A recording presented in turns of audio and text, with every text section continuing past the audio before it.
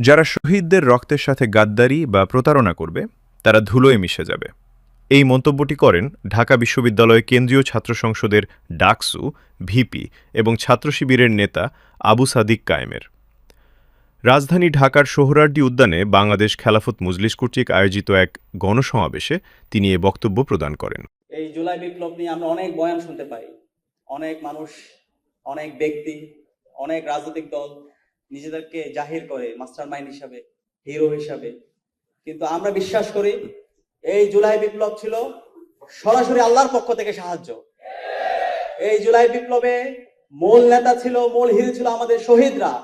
শহীদ আবু সাইদ, শহীদ আলী রায়হান, শহীদ ফয়সাল আহমদ শান্ত, শহীদ ওয়াসিম রায় ছিল এই বিপ্লবে আমাদের মাস্টার মাইন্ড।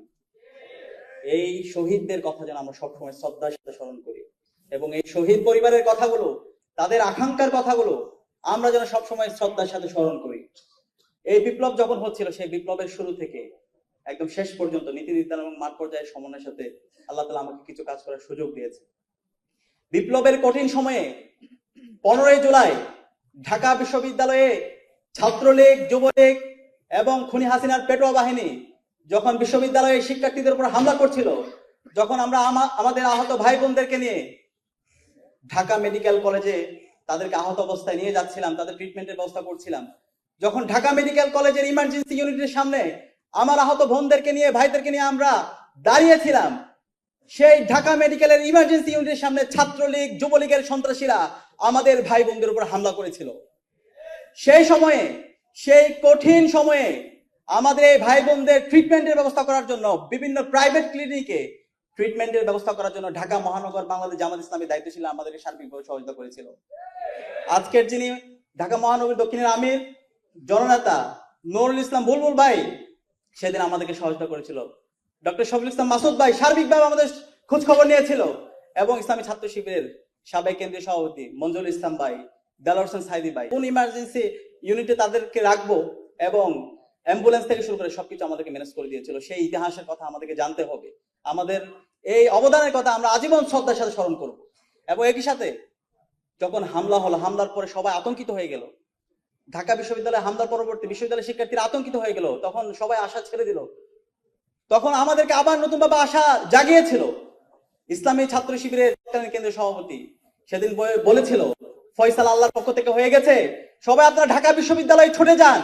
এই ঢাকা বিশ্ববিদ্যালয় থেকে আমরা প্রতিবাদ প্রতিরোধ গড়ে তুলবো ইনশাআল্লাহ।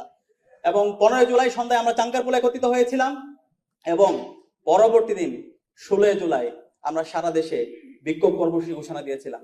এবং সে আলোকে 16 জুলাই শহীদ মিনারে যে গণজাগরণ দেখতে পেয়েছিলেন, সেই গণজাগরণের পিছনে আমাদের সর্বপর্যায়ের নেতৃবৃন্দ এবং মুক্তিকামী ছাত্র জনতার অনবদ্য অবদান ছিল। এবং এই পুরো সময় জুড়ে যখন ইন্টারনেট ব্ল্যাক আউট ছিল, কারফিউ জারি ছিল, সেই সময় জুড়ে আমাদের শহীদরা তারা সাহসিকতার সাথে তাদের জীবন উৎসর্গ করে আমাদের এই বিপ্লবটাকে সফলতার ধারপ্রান্তে নিয়ে গিয়েছিল। এবং আজকে আমাদের শহীদ আত্মত্যাগের মাধ্যমে আজকে আমরা নতুন বাংলাদেশ পেয়েছি। এই বিপ্লব পরবর্তী আমাদের প্রত্যাশা ছিল শহীদরা যে জন্য জীবন দিয়েছে সেই ফ্যাসিবাদী কাঠামোকে বিলোপ করে নতুন রাষ্ট্র ব্যবস্থা, নতুন রাষ্ট্র কাঠামো বিনির্মাণ করা। আমরা আশা করেছিলাম অন্তর্বর্তীকালীন সরকার যারা শহীদদের রক্তের উপর দাঁড়িয়ে শপথ গ্রহণ করেছিল তারা এই রাষ্ট্র সংস্কারের কাজ করবে, কিন্তু আমরা হতাশ হয়েছি। তারা সেই আগের ফ্যাসিবাদী ব্যবস্থা রেখে দেওয়ার জন্য বিভিন্ন জনের সাথে তারা আতাত করেছিল, সেটা এখন আমাদের কাছে পরিষ্কার হচ্ছে। এবং পরবর্তীতে নির্বাচন হলো, সেই নির্বাচনে আমরা একই সাথে 2টা ভোট দিয়েছিলাম রাষ্ট্র সংস্কার করার জন্য। আমরা গণভোট দিয়েছিলাম এবং গণভোটে আজকের যিনি প্রধানমন্ত্রী তিনিও ক্যাম্পেইন করেছেন, তিনি হায়ের পক্ষে ক্যাম্পেইন করেছেন। এবং আমরা আশা করেছিলাম এই নির্বাচন পরবর্তী যারা নির্বাচিত হোক এই রাষ্ট্র ব্যবস্থা সংস্কার হবে। এই 55 বছর জুড়ে বাংলাদেশে যে এই ফ্যাসিবাদী কাঠামোর মাধ্যমে এই অঞ্চলের মানুষের উপর জুলুম করা হয়েছে, সেই জুলুম থেকে আমরা মুক্তি পাবো। কিন্তু আমরা হতাশ হয়েছি যে এই গণভোটে জনরায় এসেছে, সেই জনরায়কে এখন বর্তমান সরকার তারা অস্বীকার করছে। এবং এই ফ্যাসিবাদী সরকার যারা 16 বছর জুড়ে বাংলাদেশে গুম, খুন, আয়নাগর প্রকল্প তৈরি করেছে, আমরা তাদের প্রতি বিভিন্ন জায়গায় সিম্পেথি দেখতে পাচ্ছি। বিভিন্ন জায়গায় তাদেরকে পুনর্বাসন করা হচ্ছে, অ্যাডমিনিস্ট্রেশনে তাদেরকে পুনর্বাসন করা হচ্ছে, বিশ্ববিদ্যালয়গুলোতে তাদেরকে পুনর্বাসন করা হচ্ছে। আমরা সাবধান করছি, আমরা বর্তমান সরকারকে বলতে চাই যে এই জমিনে শহীদদের রক্ত পড়েছে, সেই জমিনে ইনসাফ বিজয়ী হবে ইনশাআল্লাহ। এবং যারা শহীদদের সাথে প্রতারণা করবে, শহীদদের রক্তের সাথে যারা গাদ্দারি করবে, তারা ধুলোর সাথে মিশে যাবে। সুতরাং আপনাদের সুযোগ আছে সবাইকে সাথে নিয়ে জুলাই বিপ্লবের শহীদদের যে আকাঙ্ক্ষা, গণভোটের যে জনরায় এসেছে, সেই জনরায় আপনারা বাস্তবায়ন করেন। এবং জুলাই স্মৃতি জাদুঘর এখন পর্যন্ত আপনারা চালু করেন নাই, সবকিছু প্রস্তুত অবস্থায় আছে।